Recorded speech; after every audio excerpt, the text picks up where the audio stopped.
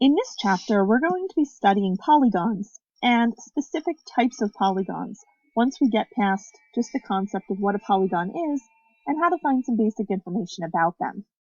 So the first thing we want to do is consider, what is a polygon? How do we know we have one in front of us? Well, a polygon is formed by 3 or more segments called sides. So these do have to be segments, straight pieces that we use to form a shape. Each side intersects exactly 2 other sides at the endpoints, so it can't cross through extra sides. And it has to be a closed figure, no openings allowed. So to give you some ideas of images of polygons, on the left-hand side, we have ones that make polygons. You'll notice that all of these are made of straight sides, they all close, and there's no intersection of more than the sides at their own endpoints. That's it. No extra interconnections. If we look at the figures on the right, let's talk about why certain ones are not polygons. So, on the bottom 2, these are not closed figures. And that's one of the requirements of polygons, is that they be closed. These 2 are not. The 2 towards the middle, both have issues with either parts or whole parts that are not straight segments. So a circle can't be a polygon. It is a shape, but it can't be a polygon because it's not made out of straight sides.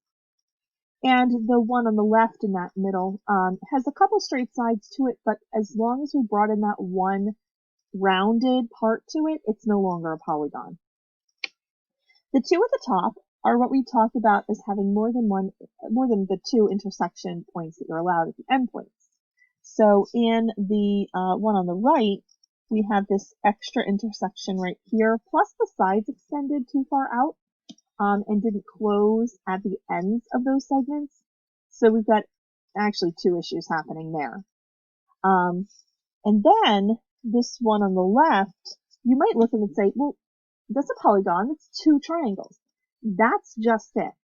If we look at them as separate shapes, yes, those are 2 different polygons, 2 different triangles there.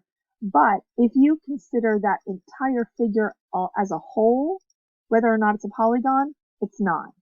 So it's 2 separate triangles, but it's not one polygon as a continuous shape.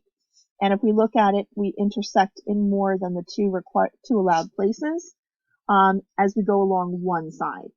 So there's a side there, and there's another side where there's 3 intersections, not 2, and that's not allowed for a polygon.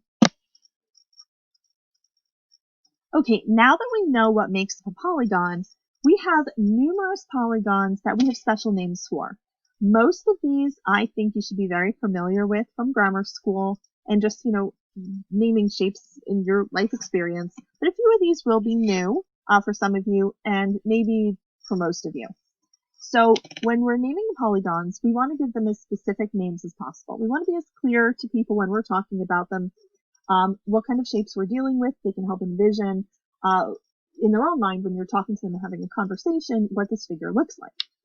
So given that we need a minimum of 3 sides in order to even have a polygon, because 2 straight sides will never close, the minimum number we can have is 3, and you already know that as a triangle. Now, a 4-sided figure we're going to call a quadrilateral. A lot of these, think about just the prefixes that are going into these. 3, you think tricycle, tripod, triangle. So 4, you think quad.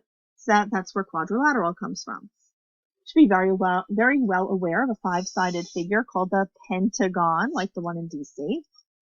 6-sided figure, 6 hex, so hexagon.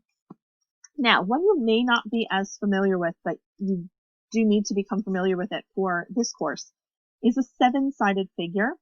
We call that a heptagon, so the hepta part has the prefix for 7. An 8-sided figure, I'm sure you're very familiar with, especially as you're driving around the world, you see all those stop signs, they're full of octagons. Another one you may not be as familiar with is a 9-sided figure. We call that a nonagon. 10-sided figures, those are the decagons. So those you should know. 11. Very, very interesting. Hendecagon. So we're adding an extra part to the decagon aspect. Now, some of you, when you're taking your language classes, you might realize the math that goes into speaking numbers in another language, because in English we just have so many unique numbers, unique names for all of our numbers. But in French, where we say, we say 80, and we say that because 4 is 4, that is 20, and we say 4 20s, so 80 is how we say 80. And so the math happens, and the same thing's happening with the 11s and the 12s with our special names here. So the hen and the doe part are added onto the 10. And so we're talking about 1 plus 10 making 11, 2 plus 10 making 12.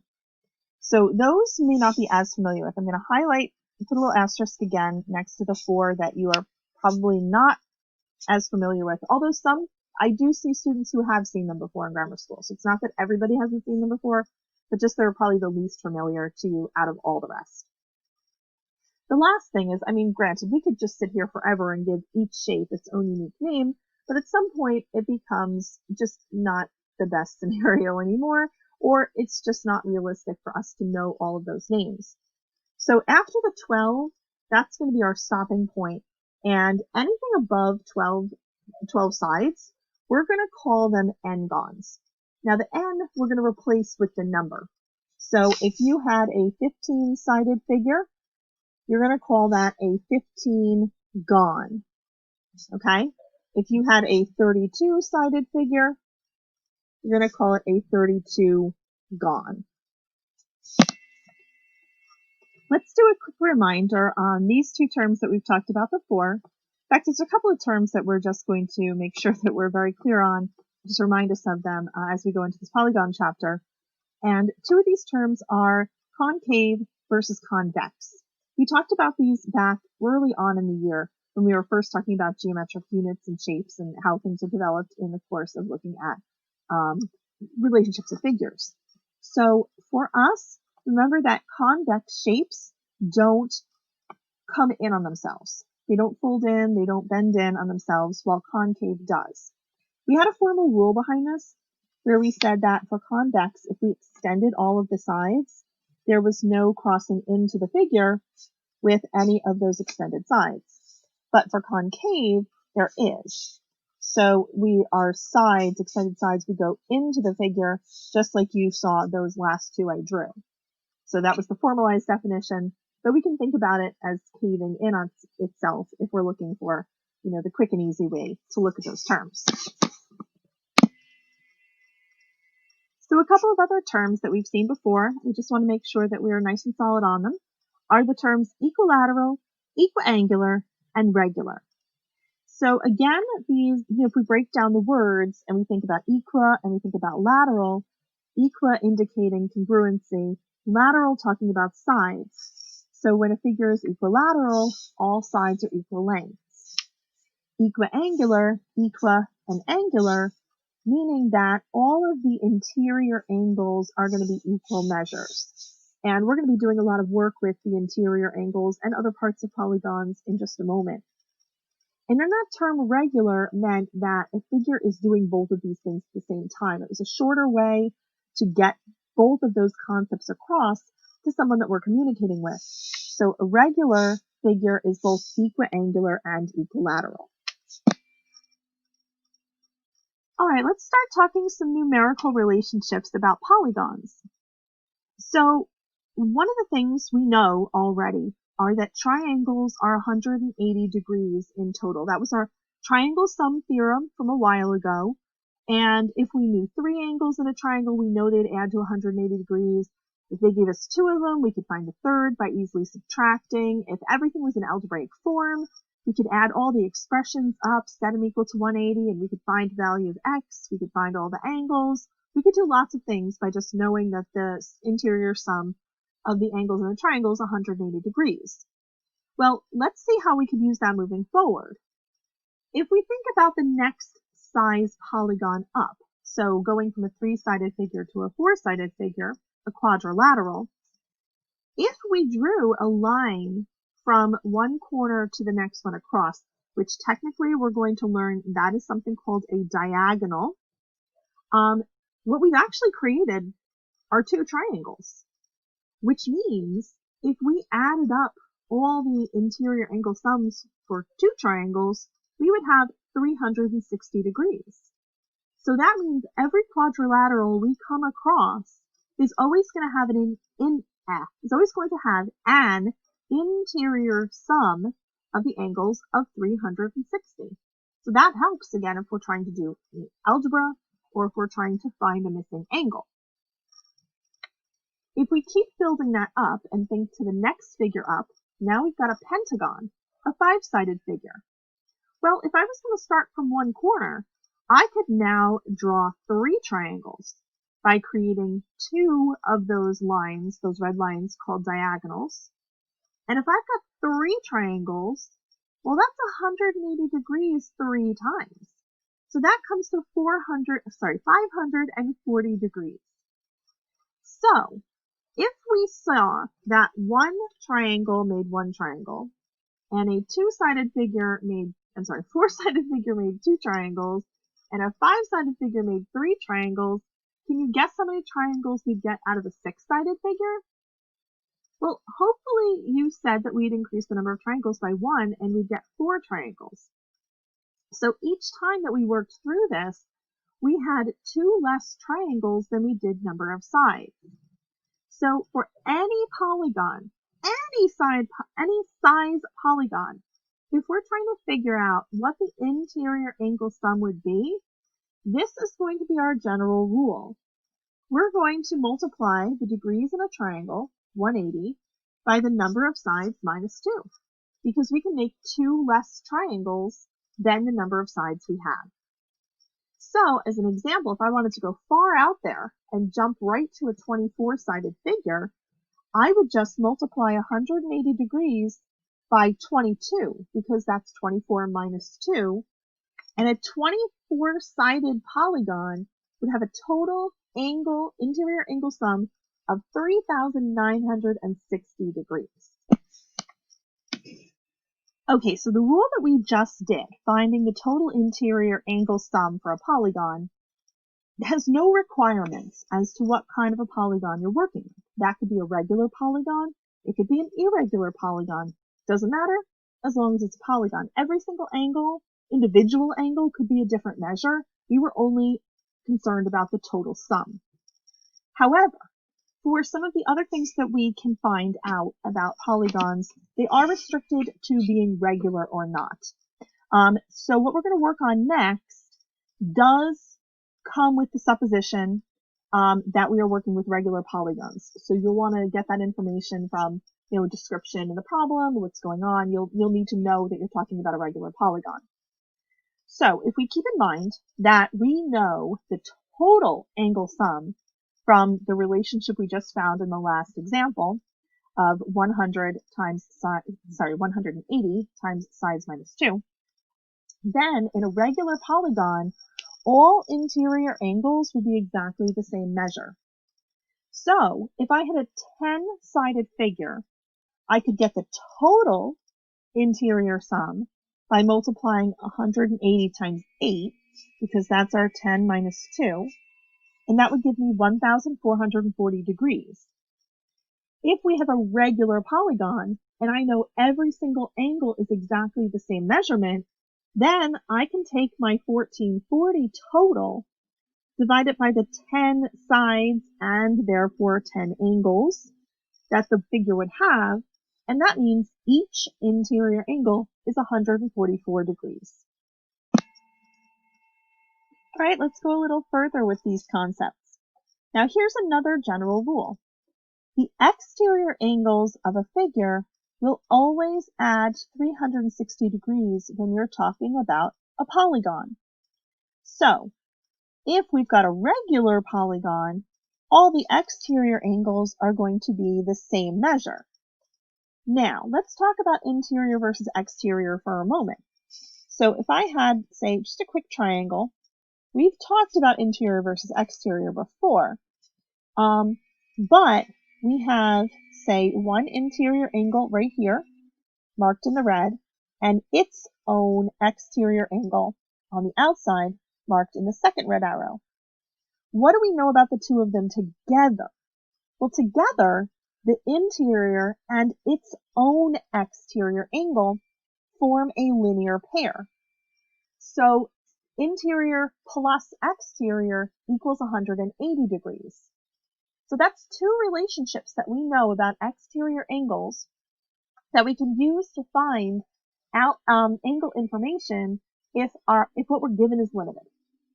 So we can use the fact that all exterior angles are the same in a regular polygon, or that we have this interior-exterior relationship to 180 degrees. So let's go actually look and run through an example for a 12-sided figure, which, remember, we call a dodecagon. So if we've got a 12-sided figure, its total interior angle sum is going to be 100 times 10. Remember that 10 comes from 12 minus 2. So that means the total interior angle sum is 180 degrees. But because this is a regular polygon, we're sharing all of the interior angles equally. So the 1,800 degrees can be divided by the 12 angles and sides that we have to say that each interior angle is 150 degrees. Well, so far, we've found lots of good stuff, but probably not what we were asked about yet. So maybe we were asked to find the measure of each exterior angle, and now that we know the interior, we can very easily say that the exterior angle could be found by doing 180 minus 150, so leaving it 30 degrees. Or we could use the 360 relationship, because all exterior angles will add to 360 degrees in a polygon. And we could do 360 divided by the number of sides, which is also the number of angles. And 360 divided by 12 will also give us 30 degrees. So depending on the information that you have at any given moment, one of these might be easier or faster to do than the other. Sometimes it might not matter. You might have enough information to go either one of those routes to find the exterior angle, and then just pick whatever you like best.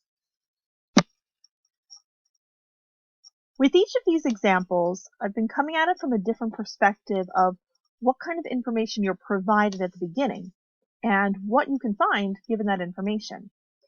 So right now, we're going to still keep in mind certain general rules, such as that exterior angles add 360. And our example is that you're given that one interior angle is 158.82 degrees. So what can you do with that? What can you find? We can find a lot of things just by knowing the one interior angle measurement. But remember, this is for regular polygons, so every interior angle is the same measure. So one thing we can do is find out how big each exterior angle is. Because remember, they are a linear pair. They're supplementary. And so the interior and the exterior together are 180 degrees. If we subtract 158.82 from 180, that's going to give us each exterior angle as 21.18 degrees. So what else can we do with that? Well, if we know how big each exterior angle is, and we know that all of the exterior angles add to 360 degrees, then we can take the 360 degrees, divide it by the exterior angle measurement to figure out how many angles we have. Now, one thing about the math here is you do have to think about realistically what's going on. There's some round off error in here when we work with decimals. So the fact that we have a 21.18 degree exterior angle, that's rounded. So when we do the division, we get that we have 16.997 sides. Well, that's not realistic. So, algebraically, numerically, yeah, that's what comes out, but we know that the number of sides are integers. They're countable. They cannot be decimals, they cannot be fractional. So we have to then consider that 16.997 really means 17 sides. And now that we know we've got 17 sides to the figure, what else can we find? Well, we can also find the total interior sum. of all of the interior angles. So if we knew that we had that relationship 180 times sides minus 2, then we're going to multiply 180 times 15, because that's 17 minus 2, and the total interior angle sum is 2700 degrees. So from giving you just one small piece of information, across the gamut we can find all these other things to be asked about as well.